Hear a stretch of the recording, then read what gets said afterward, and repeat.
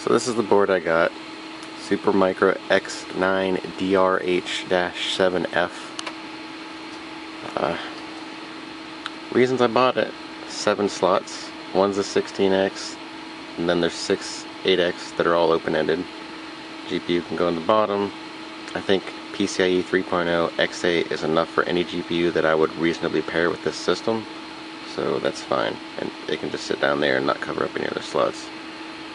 High-speed interconnects are a thing with PCs and just like servers, computers in general, that I kind of nerd out about, so this just suits me. Wouldn't mind getting, like, if it supported PCIe bifurcation, a quad M.2 card right there, 40 gig InfiniBand, capture card, figure out some other shit, probably multiple GPUs is something I'll do at some point, just for the hell of it, not SLI or anything, just throw them in there, connect a bunch of monitors.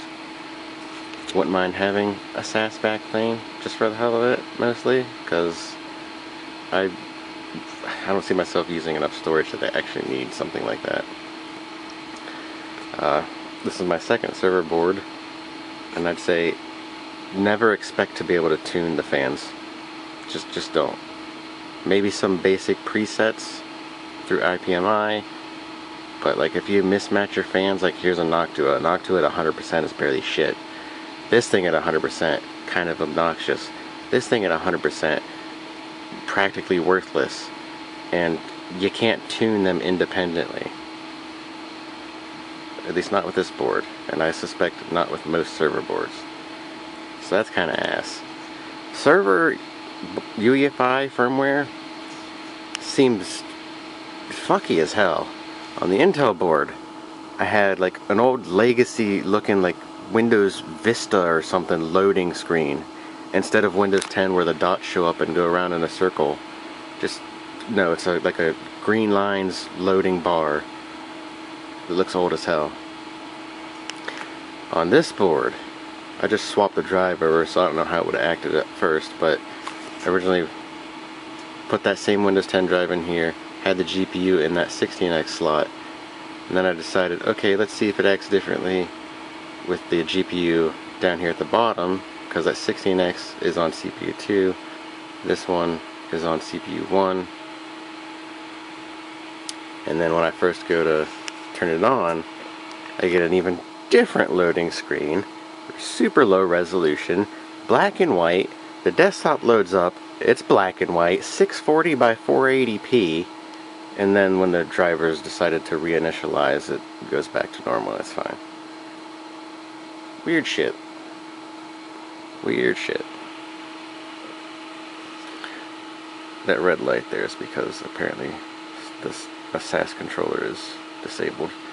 There are multiple revisions of this board, and according to the manual, the SAS light is supposed to be like over here or some shit, but since this is an earlier revision that they basically act like it never existed,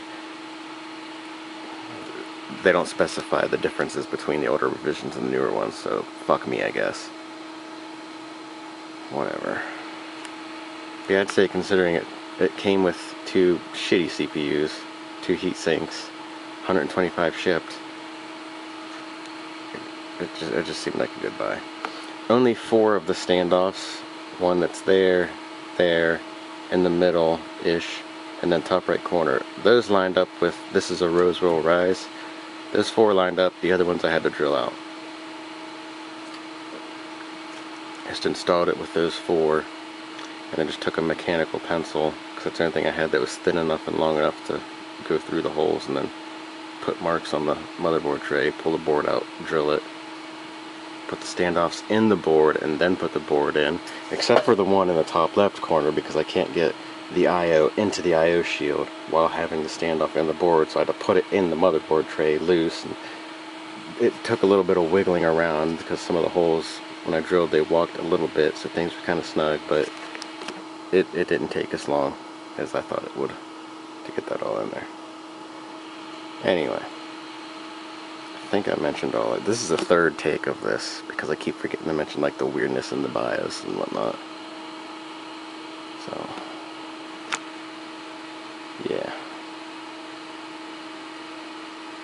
Anyway, Peace. I almost did a thumbs down for some reason. I'm happy with this thing so far.